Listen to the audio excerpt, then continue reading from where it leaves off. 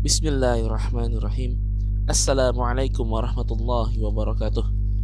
Innal hamdalillah nahmaduhu wa nasta'inuhu wa nastaghfiruh wa na'udzu billahi min syururi anfusina wa min sayyiati a'malina. May yahdihillahu fala mudhillalah wa may yudlil fala hadiyalah. Asyhadu an la ilaha illallah wahdahu la syarikalah wa asyhadu anna Muhammadan abduhu wa rasuluh. Alhamdulillah, bertemu lagi dengan Bapak di pelajaran Tahsin. Kali ini Bapak akan membahas hukum wakaf pada akhir ayat. Apa kabarnya anak-anakku yang soleh dan soleha? Bapak berharap kalian semua dalam keadaan yang baik-baik saja. Tetap semangat ya, meskipun belajar dari rumah. Baik, pada materi kali ini, pelajaran Tahsin kali ini adalah materi yang sangat penting ya, bekal kalian ketika membaca Al-Quran. Karena kalau bagi orang yang sudah Al-Quran nanti, suatu saat sudah Al-Quran, atau mungkin kalian sudah Al-Quran, harus mempraktekkan ilmu ini, yaitu ilmu wakaf. Apa sih wakaf? Kita bahas nanti lebih lanjut ya. Seperti biasa, sebelum kita mulai, alangkah baiknya kita berdoa dahulu. Baik, kita mulai berdoa ya. A'udzu billahi minasy syaithanir rajim. Raditu billahi rabba wa bil islami dina wa bi Muhammadin nabiyya wa rasula. Rabbi zidni ilma warzuqni fahma. Alhamdulillah, kita sudah selesai berdoa. Mari kita mulai pembelajaran. Let's go.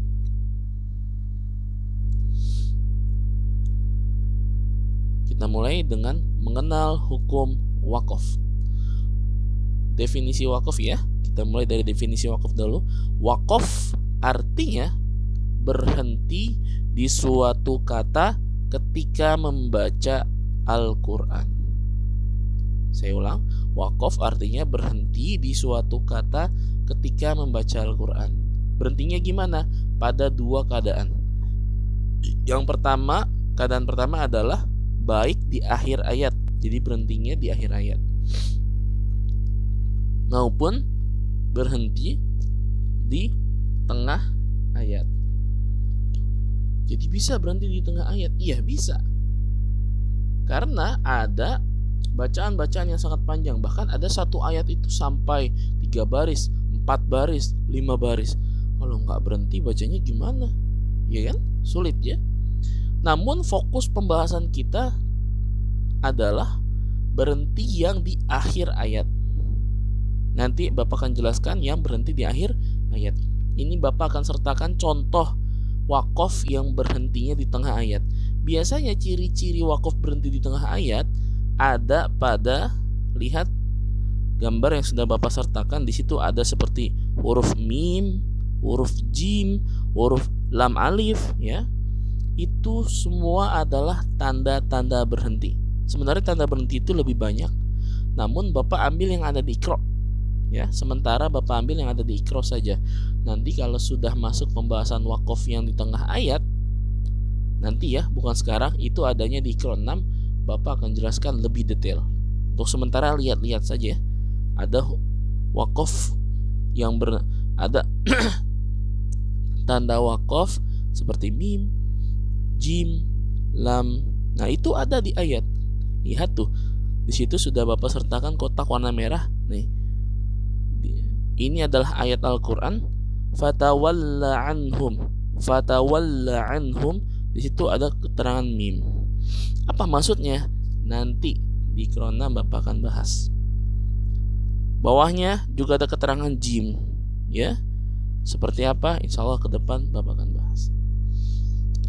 Oke, fokus kita kali ini hanya yang di akhir ayat.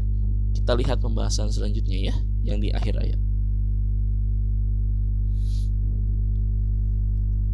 Nah, di sini Bapak sudah cantumkan dari Iqra 5 halaman 5. Jadi yang akan Bapak bahas itu adalah wakaf yang berhenti, Waqaf atau berhenti di akhir ayat. Di sini ada 3 keadaan. Baik, keadaan pertama, bila waqaf atau berhenti, huruf terakhir dibaca sukun atau mati. Maksudnya apa? Maksudnya lihat di kolom pojok atas. Di situ ada tulisan Aminah. Lihat, Bapak sudah tandai nomor 1. Pada nomor 1 itu di akhir ya. Semua waqaf itu berhubungan dengan akhir. Jadi yang kita bahas hanya akhirnya aja. Abaikan yang depannya. Fokus pada huruf nah. Nah di situ bertanda fathah. Ketika diwaqafkan ya di akhir ayat, maka nah di situ fathah di situ berubah jadi sukun. Lihat nomor 2. Jadi amin, amin, seperti itu. Jadi kaidahnya adalah setiap huruf hidup setiap huruf terakhir dibaca sukun. Saya ulang, setiap huruf terakhir dibaca sukun. Ya, kaidah memberhentikan bacaan adalah setiap huruf terakhir berubah menjadi sukun. Lihat nomor 3, saya contohkan lagi. Tulisannya nasta'inu. Tulisannya nasta'inu. Kita waqafkan. Maka dhammah di situ, lihat yang kotak merah warna nomor 3, dhammah di situ berubah jadi sukun. Jadinya nasta'in. Pak, kok panjangin? Iya, karena kan sebelumnya ada matobi, lihat kasroh ketemu ya sukun. Nah, jadi sebelumnya panjang, kemudian nunnya jadi sukun. Nasta'in.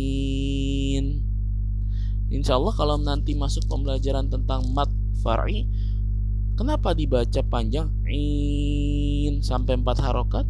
Nanti ya akan ada penjelasan. Untuk saat ini pahami saja, berhenti di situ. Lihat kotak nomor 4. Di situ ada tulisan muhtadina. Muhtadina.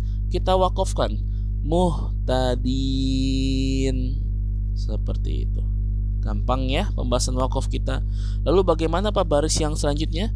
Baris yang selanjutnya silakan kalian coba baca. Ingat, petunjuknya adalah huruf terakhir di situ harus jadi sukun. Huruf terakhirnya adalah nun ya. Nun kasroh. Maka kasroh tersebut ditukar jadi sukun. Jadi gimana, yuk silakan baca. Oke, apa bantu bacanya? Ainal yaqin. Kin gitu ya. Ada n yang belakangnya. Kin. Sebelahnya wa turi sinin. Seperti itu. Bisa? Ingat, kondisi waqaf yang pertama adalah setiap huruf berubah, setiap huruf terakhir berubah jadi sukun. Pahamin tuh. Pokoknya huruf apapun yang terakhir berubah jadi sukun. Kalau kondisi yang pertama. Oke, kita masuk kondisi yang kedua. Kondisi yang kedua, lihat keterangannya. Bila waqaf atau berhenti, tanwin dihilangkan dan dibaca panjang. Sebenarnya bukan tanwin yang tepat ya. Yang tepat adalah fathah tain. Jadi hanya fathah tain saja. Kasroh tain berubah nggak Pak? Kasroh tain jadi sukun. Dhamma tain jadi sukun. Jadi di sini khusus fathah tain saja. Ingat, khusus fathah tain saja. Oke, kita lihat kotak nomor 1. Di situ ada tulisan abadan. Ya, abadan diakhiri dengan fathah tain. Kita lihat bentuk perubahannya di nomor 2. Yang tadinya abadan menjadi abada. Jadi matobi'i ya, jadi 2 harokat. Abada. Ingat tuh. Jika dia fathatain, jika dia diakhiri dengan fathatain, berubah menjadi 2 harokat. Ingat. Jadi kondisi yang pertama kan tadi, jika huruf terakhir dibaca sukun Nah, itu nggak berlaku kalau dia diakhiri dengan fathatain. Ya, kondisi pertama jadi nggak berlaku kalau diakhiri dengan fathatain. Maka fathatain berubah dibaca menjadi 2 harokat. Kita masuk contoh yang ketiga, lihat kotak warna merah. Asalnya bacaannya yaumal qiyamati waznan. Asalnya gitu ya, waznan. Maka dia berubah kalau diwakofkan di akhir ayat, berubah menjadi wazna, jadi 2 harokat. Lihat kotak nomor 4. Wal 'adiyati dobhan.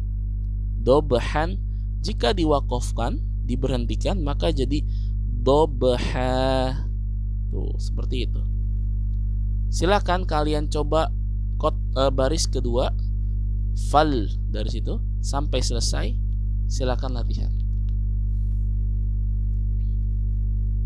Sudah latihannya? Sudah latihan bacanya?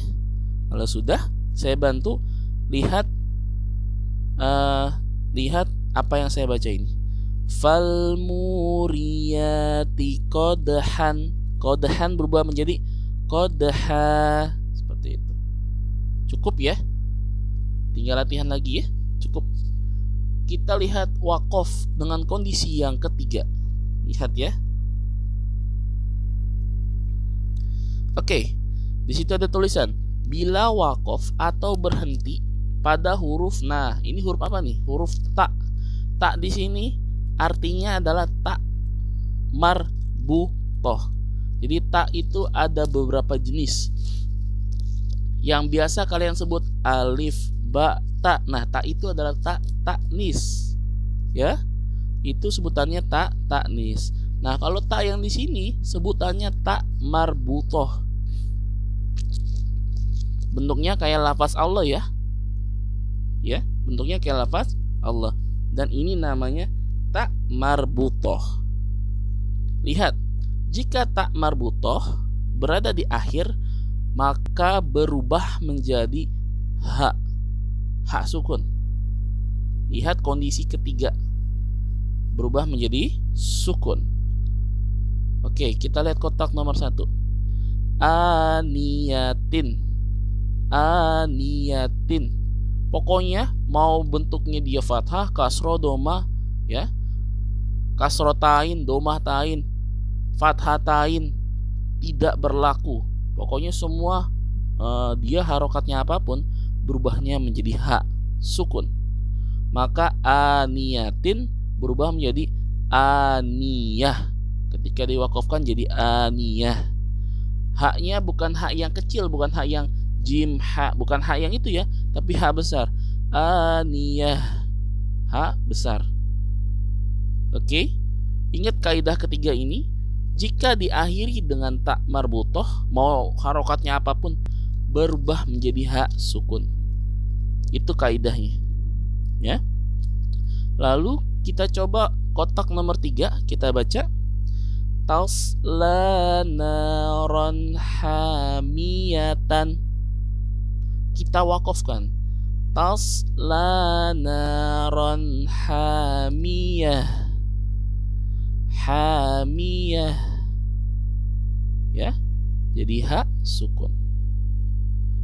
Kemudian ketika mewakafkan, hati-hati jangan jadi panjang hamiyah, enggak gitu ya. Kalau emang dia kondisinya bacaan pendek, ya baca pendek. Lihat kotak nomor 4, kita lanjutkan. Tusqa min ainin aniyatin. Kita wakafkan tusqa min ainin aniyah. Seperti itu. Baik, kalau sudah menyaksikan video ini dengan baik, sekarang kalian coba baris keduanya. Silakan dicoba. Sudah bisa? Bapak akan berikan contoh. Lisa'iha radiyah. Seperti itu. Ya. Gampang ya pembahasan kita kali ini. Ingat, wakof yang kita pelajari di Iqra ini ada 3 kondisi. Kondisi pertama, semua huruf akhir menjadi sukun. Semua. Catatannya semua huruf akhir menjadi sukun. Kondisi kedua, jika akhirnya adalah fathatain, ingat ya, fathatain ini kondisi khusus. Jika diakhiri dengan fathatain, maka jadi dibaca 2 harokat. Jadi kondisi pertama itu jadi nggak berlaku kalau dia fathatain. Kondisi ketiga, jika dia diakhiri dengan tak marbutoh, mau harokatnya apapun, maka jadi ha besar. Cukup, itu saja yang perlu kalian pahami untuk mewakafkan bacaan di akhir ayat. Baik, Bapak cukupkan pertemuan hari ini ya. Sekian pelajaran hari ini, semoga bermanfaat. Semoga apa yang kalian pelajari ini mudah untuk dipahami dan tidak ada tugas yang dikumpulkan ya. Ingat, tidak ada tugas yang dikumpulkan, hanya menyaksikan video pembelajaran ini. Kalau mau latihan di rumah silakan latihan, tapi tidak ada tugas yang dikumpulkan. Baik, pertemuan hari ini Bapak tutup dengan doa. Subhanakallahumma rabbana wa bihamdika asyhadu an la ilaha illa anta astaghfiruka wa atubu ilaik. Assalamualaikum.